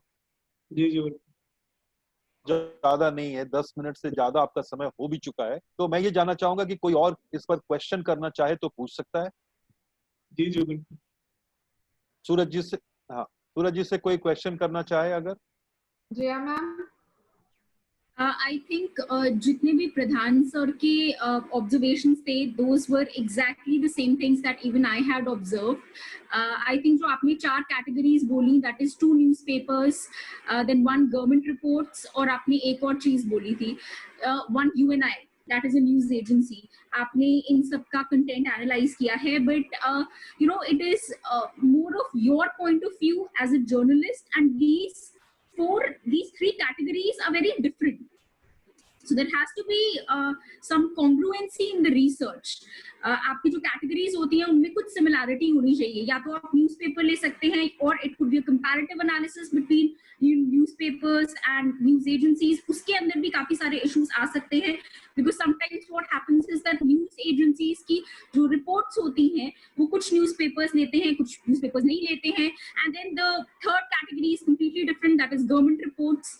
सो I think it creates a lot of confusion. So जैसे भी प्रधान सर ने बोला, I think I completely agree with his observations. Yeah.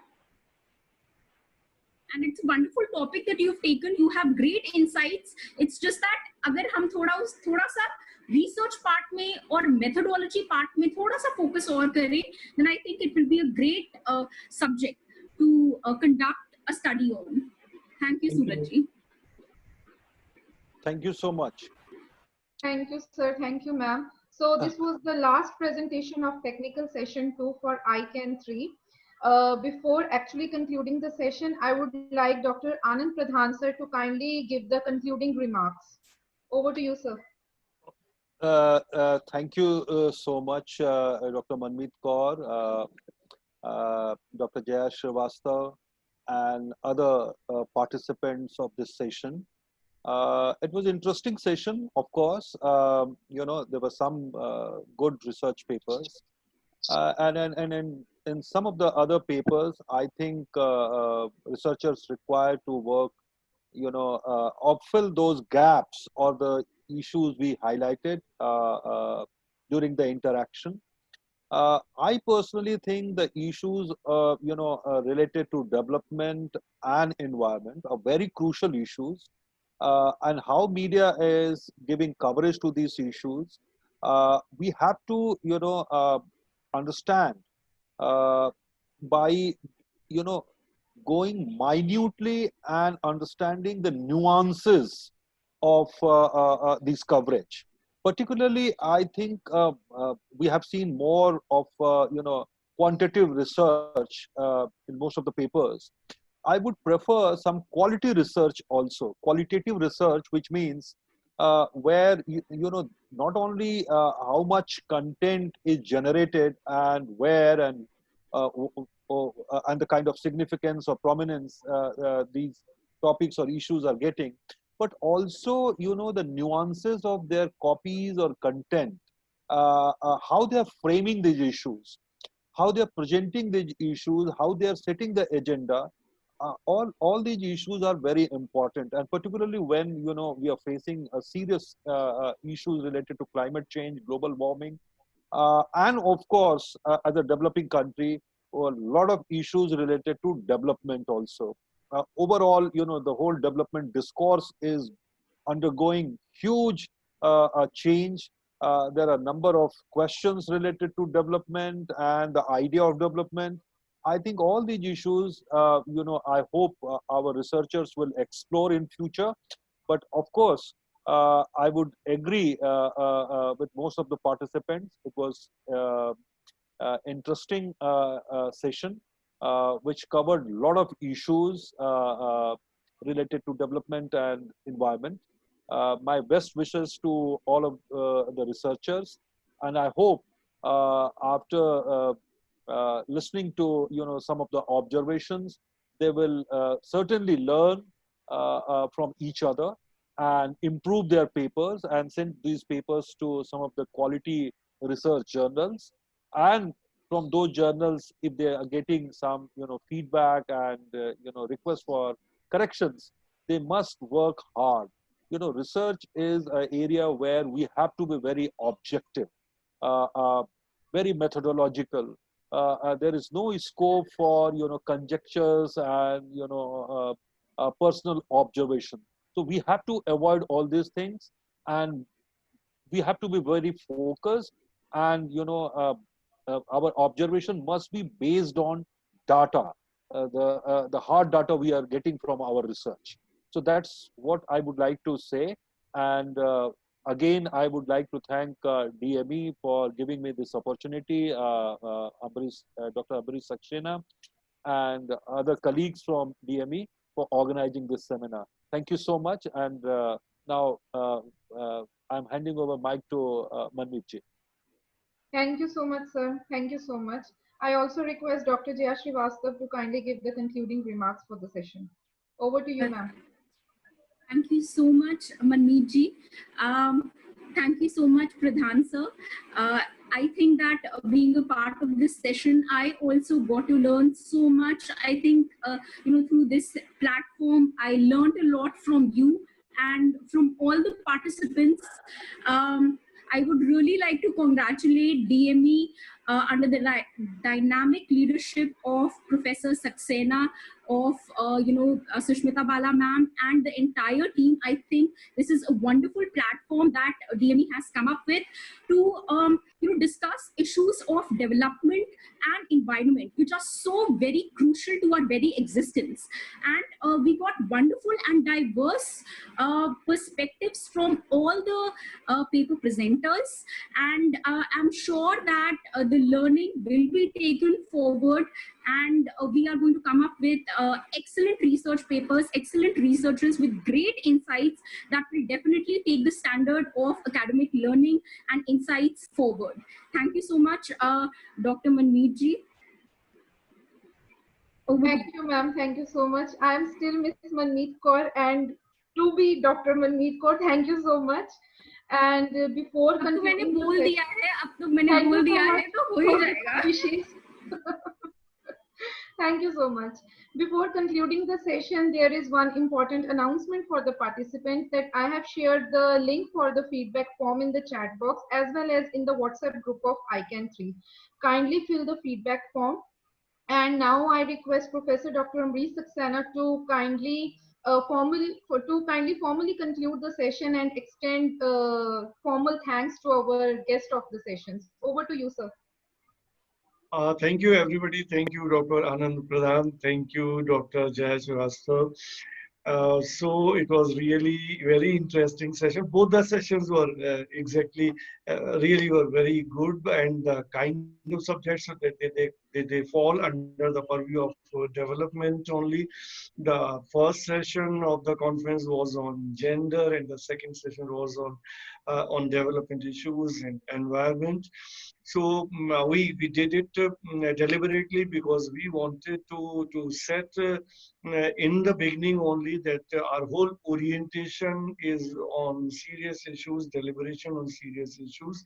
So we started with that, and we are also ending with that. And in between, obviously, not many issues will come up because we have 14 technical sessions spread in 10 days. So diverse issues are there, cinema, web series, and all that is also there.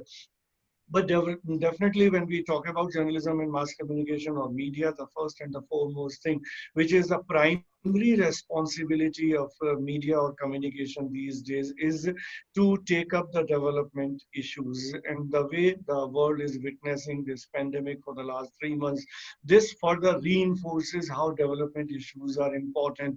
Every country, I mean, particularly the developing countries like India, they have always been ignoring health as an important aspect of life. And now we see what has happened. We are so bad in health infrastructure that we are facing the brunt of this pandemic, and we are not at all ready to handle this kind of problem which we are facing now.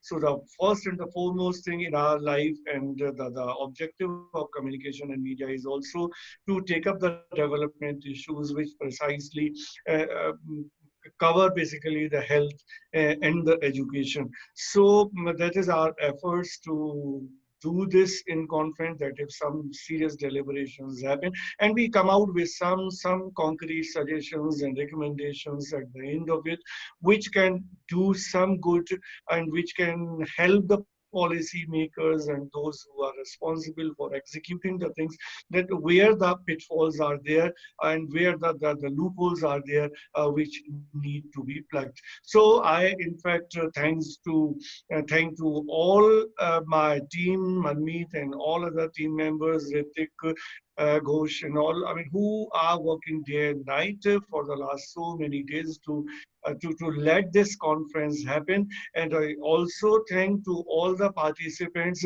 because we started at 10 o'clock in the morning and with a break of half an hour only. Now this 6 has crossed, so we are close to 8 hours we have been deliberating, and still there are 61 people present in this session even after 8 hours. And then there is Facebook Live is happening. There also a lot many people have joined who are watching the deliberations there, and which is a healthy sign, which is encouraging to us all. And I hope that for the next 10 days, the same spirit, the same zeal and enthusiasm that will continue among everybody, and not only among the organizers, but also among the participants and other stakeholders. So thank you all. Thank you so much. Thank you, participants. Thank you, Pradhan sir. Thank you, Jaya ma'am. Thanks for the